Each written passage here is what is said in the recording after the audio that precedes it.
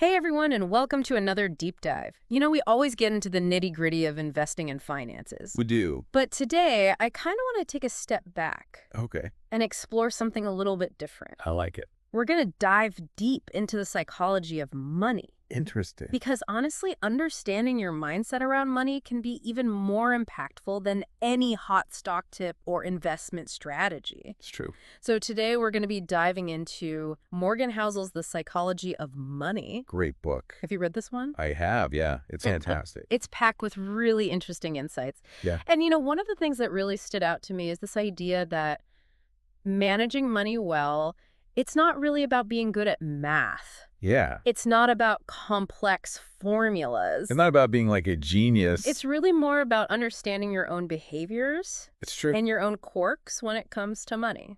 And you know what I think is so powerful about that is that once you understand your own psychology around money, you can actually make conscious, positive changes. Totally. It's like you're getting the cheat codes for your own financial life. Yeah, and it's like we could all be given the same financial advice. Right. We can all get the same investment opportunities, but it's our own individual psychology Exactly. that determines how we use that information and what decisions we make. Absolutely. And you know what? One of the things that the book does a really good job of is it uses all these real-life stories to illustrate its points, and sometimes it's about people who you wouldn't expect to make kind of irrational financial decisions, It's so true. despite being so successful in other areas of their lives, Yeah. or like celebrities or athletes who make tons of money but still manage to go broke. Right. And it really highlights the fact that it's not just about how much money you make. Totally. It's really about your relationship with money. And those deep-seated beliefs, Yeah. right? Because if it were just about the numbers, then everyone with the right formula would be a millionaire. Exactly. And we know that's not how it works in the real world. And we know plenty of people who are good with numbers who are not good with money. It's so true. And on the flip side, we know people who Well, maybe aren't, mathematically inclined, right. but who have a very healthy and prosperous relationship with their own finances. Absolutely. It's not about being good with numbers. Yeah. It's about understanding yourself. It's about understanding your own personal relationship with money, your risk tolerance, your spending habits, your emotional triggers, Yes. and using that knowledge to then make decisions that are aligned with your goals. I love it. So we've talked about how important this whole mindset thing is when it comes to money. But what I really love is that this book, it doesn't just tell you to think differently. It actually gives you these aha moments that you can actually put into practice. Absolutely. And there are so many in this book. I know. Yeah. Where do we even begin? So one that really stood out to me, and listener, tell me if this resonates with you too, is this idea of compounding, right? Right. We always think of compounding with like investments, like your money growing over time. Yeah. But he applies it to decisions in general, Yes. which I think is so interesting. Yeah, it's like the best time to plant a tree was 20 years ago. Right. The second best time is today. Yeah. Right. Yes. So every decision you're making, every action you're taking is like you're making a small investment in your future self. Exactly. And it's like those small little actions that you take, like putting aside a few dollars each week or making time for that side hustle, even just cooking at home instead of ordering takeout. Like Right. all of those things, they add up over time in a way that feels almost magical. Yeah. And like to your point about compounding, the earlier you can start making those positive choices, the more time they have to really snowball Totally. into something significant. So it's not just about being good with the numbers. It's about understanding that time is like the greatest multiplier of all. I love that. Okay, ready for another aha moment? Yes, please. Okay, this one really made me stop and think.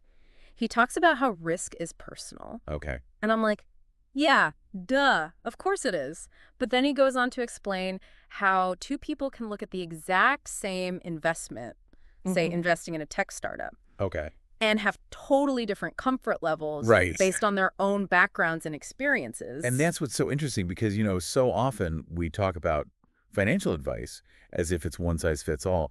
But what feels risky to one person might feel like nothing to someone else. Totally. A walk in the park. And it's not just about our risk tolerance. Right. It's about our goals. Yes. Our timelines, our values, all of it. Exactly.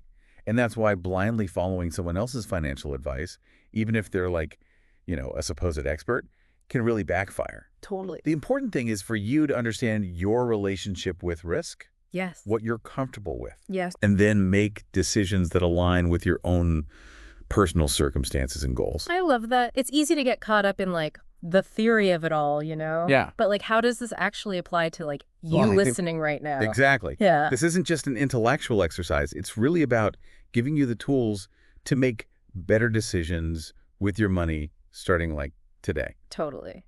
And I think to do that, it requires like a little bit of introspection. Like we really have to examine our own relationship with money We do. because we've all made financial decisions we probably wouldn't have made Oh, yeah. if logic was in charge. Absolutely.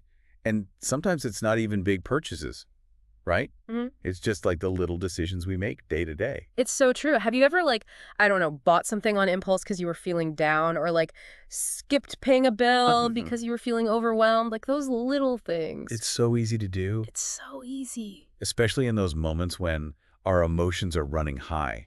That's when we're most vulnerable to making those decisions that we might regret later. Totally. So being able to recognize those triggers is huge. It's huge. Yeah. It's like know thyself. Exactly. Right. Like the more self-aware we are, the better equipped we are to make decisions that are actually in line with our goals, Absolutely. not just our emotions in the moment. And it's not about beating ourselves up for past mistakes, right? Right. It's about learning from them Yes. and being able to move forward with this greater understanding of our own psychology. Yeah. I love that. It's about progress, not perfection. Exactly. And speaking of progress, what's like one small habit that you could change, listener, that could maybe have a positive effect on your finances over time, even if it's something small? Yeah, maybe it's packing your lunch a couple times a week instead of eating out, Ooh, I like that one. or setting a budget for your discretionary spending, Yes. or even just taking a few minutes each day to track your expenses and see where your money's actually going. I love all of those. Because it's those small changes, they might seem insignificant in the moment, but over time, They add up. they really do. Yeah, and I think, one thing I really appreciate about Housel's approach is he really emphasizes that long game. Yes. Building wealth, whether it's financial or otherwise, it's a marathon, not a sprint. It's so true. And it's not about chasing those get-rich-quick schemes. Exactly. It's about making those small, consistent, positive choices. Day in and day out, even when you don't see the results right away. Yes. Because it's those choices compounded over time that really make all the difference. You do. So as we kind of wrap up our deep dive here on the psychology of money, Yeah. if you could go back and give your younger self Ooh, one piece of financial advice based on everything we talked about today, what would it be? that's a great question. I think for me, it would be to start investing early, even if it's just a small amount, because that power of compounding over time is incredible. That's such great advice. And on that note, that's a wrap on this deep dive into the psychology of money. Until next time, keep learning, keep growing, and keep exploring your amazing potential.